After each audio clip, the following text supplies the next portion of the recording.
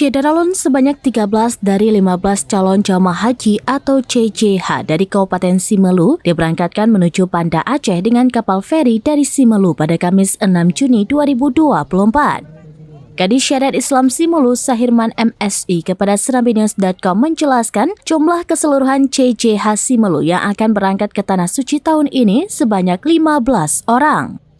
Adapun kota Simelu tahun ini sebanyak 16 orang, namun 2 orang CJH sudah menunggu di Banda Aceh dan 1 orang lagi batal berangkat ke Tanah Suci karena sakit. Kadis Syariat Islam Simelu menambahkan bahwa keberangkatan CJH Simelu ke Banda Aceh turut didampingi dari tim Dinas Syariat Islam Simelu, Kemenak Simelu dan juga tim Kesehatan Haji Indonesia atau TKHI Kabupaten Simelu. Kita tahun ini alhamdulillah dapat kuota kita 16 orang.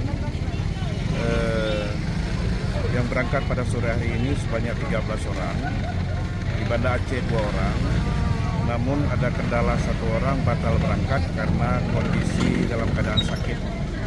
Jadi yang berangkat sore ini jumlahnya 13 orang, jadi jumlah jemaah kita 15. Kita berangkatkan melalui feri pada sore hari ini sampai dengan Kecalang, kemudian nanti ada jemputan di sana dengan bus, kemudian ke hotel.